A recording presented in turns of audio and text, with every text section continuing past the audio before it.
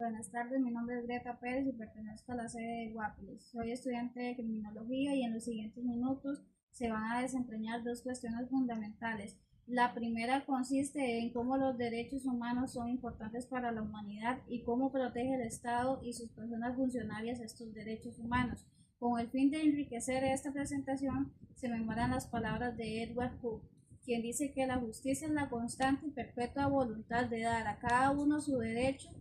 Tal principio trasciende la distribución de bienes y defiende la virtuosidad del equilibrio, los derechos y el reconocimiento de la dignidad.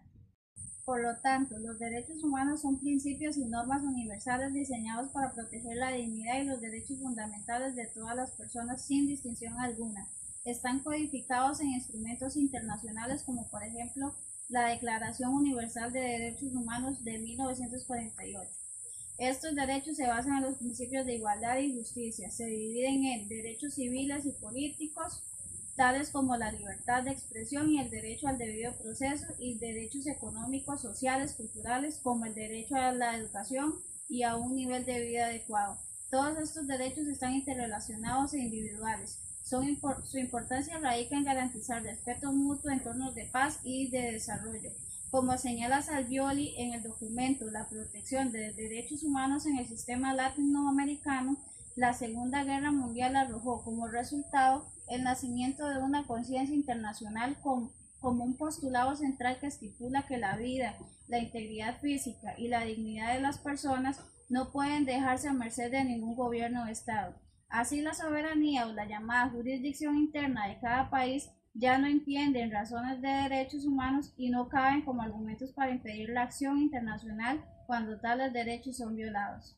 Es decir, la devastación de la Segunda Guerra Mundial transformó la soberanía estatal, subordinándola a la protección de la vida y la dignidad humana, lo que ha limitado el uso de la jurisdicción interna como excusa para evadir la responsabilidad internacional y ha nutrido así el sistema global de protección de derechos humanos.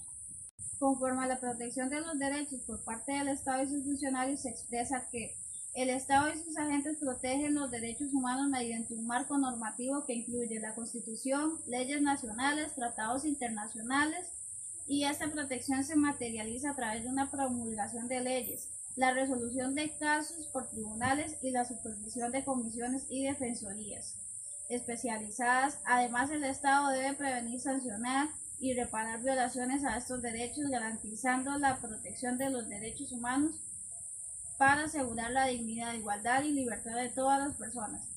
Solventar estos derechos permite vivir sin temor a abusos o injusticias. Además, contribuye a construir una sociedad que sea equitativa y a preservar estos derechos, donde los ciudadanos pueden participar libremente de la vida social, económica y política. A nivel mundial, la Corte Penal Internacional, CPI, ilustra cómo los derechos humanos son protegidos a través del sistema judicial internacional. La CPI, por ejemplo, ha juzgado a responsables de crímenes de guerra y genocidio, como los perpetradores de crímenes en Sudán. A nivel nacional, Costa Rica ejemplifica su compromiso con los derechos humanos mediante la implementación de leyes que promueven la igualdad y la justicia social. Un caso notable es la Ley de Protección a la Persona de la Violencia Doméstica, que establece mecanismos de protección y el apoyo a las víctimas de violencia, demostrando con ello el esfuerzo constante del país por garantizar la seguridad y la dignidad de todas las personas. Por último, y como reflexión del tema, se adjudica que analizar los derechos humanos resulta una fuente inagotable, es decir, nunca será suficiente el hablar de este tema y defenderlos.